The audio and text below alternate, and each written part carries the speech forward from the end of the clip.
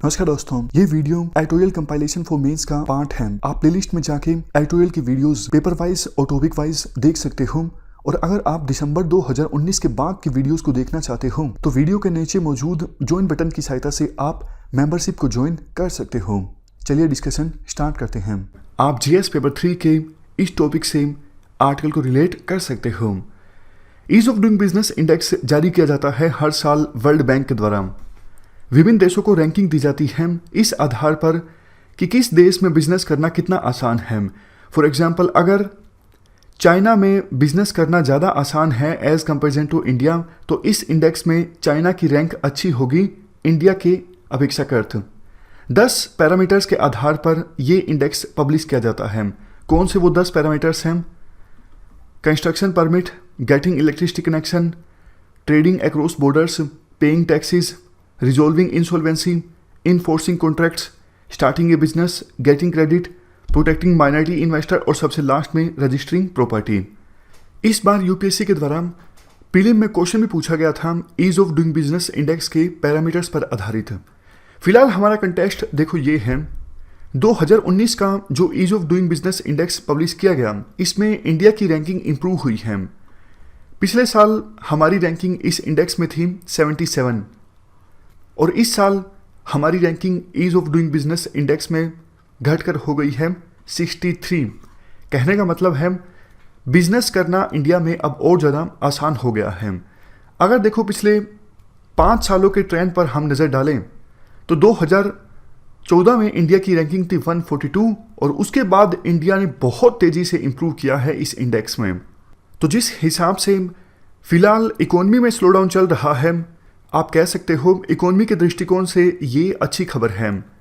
अब देखो हम नज़र डालते हैं 10 में से कौन से ऐसे पैरामीटर्स हैं जिनमें इंडिया ने इम्प्रूवमेंट की और कौन से पैरामीटर्स में इंडिया की जो परफॉर्मेंस है वो ख़राब हो गई। 3 पैरामीटर्स ऐसे हैं जिनमें हमने काफ़ी इम्प्रूवमेंट की है। सबसे पहले डीलिंग विद कंस्ट्रक्शन परमिट, यानी इंडिया में कंस्ट्रक्शन के लिए परमिट लेना कितना आसान है। 2018 में इस पैरामीटर में हमारी रैंकिंग थी 52 और 2019 में इस पैरामीटर में हमारी रैंकिंग है 27। इसके बाद है ट्रेडिंग अक्रॉस बॉर्डर्स, ट्रेड करना दूसरे देशों से कितना आसान है। देखो इंडिया ने अब ट्रेड फैसिलिटेशन एग्रीमेंट साइन कर लिया है, तो पेपर वर्क जो होता है गुड्स को इंपोर्ट करने के लिए या फिर एक्सपोर्ट करने के लिए, उस पेपर वर्क में काफ़ी कमी आई है। डिजिटलाइजेशन काफ़ी ज़्यादा हुआ है, रेगुलेशन काफ़ी कम हुआ है, सिंगल विंडो क्लियरेंस की तरफ हम आगे बढ़े हैं। मतलब दूसरे देशों के साथ ट्रेड करना पहले की अपेक्षाकृत काफ़ी ज़्यादा आसान हो गया है। तीसरे पैरामीटर की बात करें, रिजॉल्विंग इंसॉल्वेंसी। जब देखो कोई कंपनी फेल हो जाती है, बैंकरप्ट हो जाती है, तो इस चीज़ को कैसे टैकल किया जाए, क्योंकि कंपनीज ने काफ़ी लोन भी लिया होता है बैंक्स से। तो बैंक्स को अगर लोन वापस नहीं मिलेगा तो बैंक्स फर्दर लोन नहीं दे सकेंगे दूसरी कंपनीज को, तो इससे जो इकोनॉमिक एक्टिविटीज़ हैं वो स्लो डाउन हो जाती हैं। तो इंसॉल्वेंसी के केसेस का जल्द से जल्द निपटारा करना जरूरी होता है। पहले हमारे इंडिया में काफ़ी समय लग जाता था, लेकिन 2016 में हम लेके आए इंसॉल्वेंसी एंड बैंक्रप्सी कोड। इससे देखो इंसॉल्वेंसी के केसेस अब काफ़ी ज़्यादा जल्दी सोल्व होने लगे हैं। तो 3 पैरामीटर्स में हमने काफ़ी इंप्रूवमेंट की है। इस वजह से इन 3 पैरामीटर्स में हमारी जो रैंकिंग है वो भी इंप्रूव हुई है। अगर देखो कुछ ऐसे पैरामीटर्स की बात करें जिनमें हमारी रैंकिंग पहले के अपेक्षाकृत खराब हुई है, protecting minority investors. Minority investors की प्रोटेक्शन में हमने लैक्सिटी दिखाई है, इस वजह से हमारी रैंकिंग खराब हो गई है। दूसरे नंबर पे गेटिंग क्रेडिट, लोन मिलना पहले के अपेक्षाकृत थोड़ा सा मुश्किल हुआ है। इस पैरामीटर में हमें 3 प्लेसेस का नुकसान हुआ है। और सबसे लास्ट में है इनफोर्सिंग कॉन्ट्रैक्ट्स। देखो 2 कंपनी के बीच में कॉन्ट्रैक्ट हुआ है, ए और बी, लेकिन बी उस कॉन्ट्रैक्ट को मानने से इनकार कर देती है या फिर कॉन्ट्रैक्ट का वायलेशन करती है, तो ए कंपनी जाएगी कोर्ट में। लेकिन कोर्ट में देखो बहुत लंबा समय लग जाता है, तो कॉन्ट्रैक्ट्स को इन्फोर्स करना आसान नहीं होता इंडिया में। ऐसा इन्वेस्टर्स का बोलना है, ऐसा कंपनीज का बोलना है। तो इस पैरामीटर में हमारी रैंकिंग बहुत ही ज़्यादा ख़राब है, 163, लेकिन जितनी पिछले साल थी उतनी इसी साल है। इसके बाद देखो आर्टिकल में ये बोला जाता है अगर ease of doing business index में हमारी रैंकिंग इंप्रूव होती है तो ये देश की इकोनॉमी के लिए काफ़ी अच्छा है। एक तो देखो जो डोमेस्टिक फर्म्स हैं उनके लिए भी बिजनेस करना ज़्यादा आसान हो रहा है, वो स्मूथली बिजनेस कर सकेंगे और हमारे देश में नए स्टार्टअप्स ओपन हो सकेंगे, एमएसएमईज में भी नए नए एंटरप्रेन्योर्स एंटर कर सकेंगे। इसके साथ साथ जो ग्लोबल इन्वेस्टर्स हैं वो भी इंडिया में अब ज़्यादा आना पसंद करेंगे क्योंकि उनको लगेगा इंडिया में बिजनेस करना ज़्यादा आसान है, इंडिया में बिजनेस करना फ़ायदे का सौदा हो सकता है। तो इकोनॉमिक एक्टिविटीज़ इंडिया में बढ़ेंगी, रोजगार ज़्यादा पैदा होगा और हमारी इकोनॉमिक ग्रोथ रेट भी बढ़ेगी। लेकिन इसके साथ साथ इस इंडेक्स के काफ़ी सारे क्रिटिसिज्म भी हैं, उन क्रिटिसिजम्स को हम डिस्कस कर लेते हैं।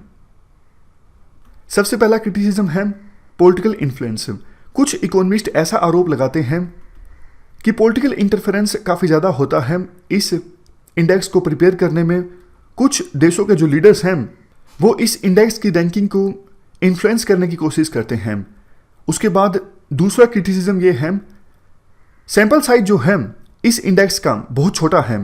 जैसे देखो दिल्ली और मुंबई, सिर्फ 2 ही सिटीज़ से सैंपल लिए गए हैं और उसके आधार पर इंडिया को रैंकिंग दी गई है। कहा यह जा रहा है कि अगले साल हैदराबाद, कोलकाता, इन सिटीज़ से भी सैंपल लिए जाएंगे। लेकिन फिलहाल तो देखो इंडिया को 63 जो रैंक मिली है ये सिर्फ 2 सिटीज़ के सैंपल्स के आधार पर है, मुंबई और दिल्ली। अगला क्रिटिसिज्म देखो, ये इंडेक्स तैयार किया जाता है जो सरकार ने रूल्स बनाए हैं उनके आधार पर, जो सरकार ने कानून बनाया है उसके आधार पर। लेकिन ये इंडेक्स ये नहीं देखता कि ग्राउंड लेवल पर उन रूल्स का इम्प्लीमेंटेशन कैसे हो रहा है। क्या सरकार ने जो कानून बना दिया है ग्राउंड रियलिटी ऐसी है कि उस कानून को इफेक्टिवली इंप्लीमेंट किया जा रहा है। For example insolvency and bankruptcy code का ले लीजिए। अभी भी देखो बहुत सारी कंपनीज ऐसी हैं जो जानबूझ के इंसॉल्वेंसी एंड बैंक्रप्सी कोड की जो इम्प्लीमेंटेशन है उसे स्लो डाउन करने का काम करती हैं और केस जो है वो आगे खिंचता जाता है। मतलब अब यूं नहीं कह सकते कि इंसॉल्वेंसी एंड बैंक्रप्सी कोड जो है पूरी तरह से अच्छा काम कर रहा है। उसी प्रकार से एक और एग्जांपल ले लीजिए। अभी भी देखो ऑलमोस्ट 156 दिनों का समय लग जाता है एक बिल्डिंग प्लान को सैंक्शन करवाने में और 1445 दिन लग जाते हैं कोर्ट में एक सिविल डिस्प्यूट पर जुडिशियल वर्डिक्ट आने में। तो कहने का मतलब ये है ग्राउंड लेवल सिचुएशन को नहीं परखा जाता है इस ease of doing business index के द्वारा। सिर्फ ये देख लिया जाता है कि सरकार ने रूल्स एंड कानून क्या बनाए हुए हैं बिजनेस से संबंधित। नेक्स्ट क्रिटिसिज्म, और भी काफ़ी सारी जनरल कंडीशंस हैं जिनको ध्यान में रख के ये इंडेक्स तैयार होना चाहिए। जैसे किसी देश के नज़दीक मार्केट कितनी है, इंफ्रास्ट्रक्चर की क्वालिटी कैसी है, इन्फ्लेशन ज़्यादा है या कम है, क्राइम ज़्यादा है या कम है, इन पैरामीटर्स को भी ध्यान में रखना चाहिए।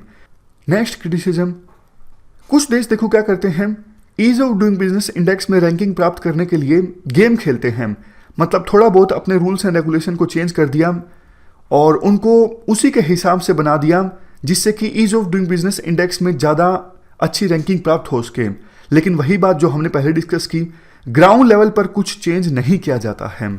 इवन देखो सरकार सारा का सारा ध्यान केंद्रित कर देती है सिर्फ ज़्यादा से ज़्यादा अच्छी रैंक प्राप्त करने में इस इंडेक्स में, लेकिन स्ट्रक्चरल रिफॉर्म्स जो आने चाहिए, जैसे इंडिया में लेबर रिफॉर्म्स आने चाहिए, इंफ्रास्ट्रक्चर ज़्यादा अच्छा होना चाहिए, उन पर सरकार इतना ज़्यादा ध्यान नहीं देती। सरकार ये बोल देती है कि देखो हमने रैंकिंग इंप्रूव की है, लेकिन भैया जो ये इंडेक्स है ये सब कुछ नहीं है ना। इंडेक्स की खुद ही कमियां हैं, इंफ्रास्ट्रक्चर को कंसीडर करता ही नहीं है ये इंडेक्स। तो आप दूसरे जो स्ट्रक्चरल रिफॉर्म्स लाने चाहिए बिजनेस इन्वायरमेंट को इंप्रूव करने के लिए, वो रिफॉर्म्स भी लेकर आओ।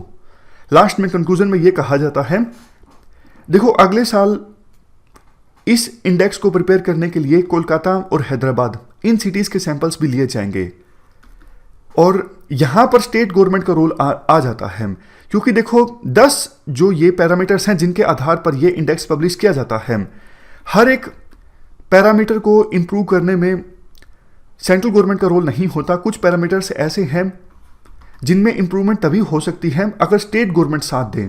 तो आवश्यकता ये है कि सेंट्रल गवर्नमेंट बाकी स्टेट गवर्नमेंट्स के साथ मिल के काम करें और इस इंडेक्स में फर्दर हमारी रैंकिंग इंप्रूव हो, इसी दिशा में काम करें। इसके साथ साथ जो भी स्ट्रक्चरल रिफॉर्म्स आने चाहिए देश में बिजनेस इंडेक्स को, बिजनेस इन्वायरमेंट को इंप्रूव करने के लिए, इस इंडेक्स के अलावा उन स्ट्रक्चरल रिफॉर्म्स से भी सरकार मुंह ना फेरे, उन स्ट्रक्चरल रिफॉर्म्स पर भी ध्यान दे ताकि ग्राउंड लेवल पर जो सिचुएशन है उसमें भी बदलाव आए।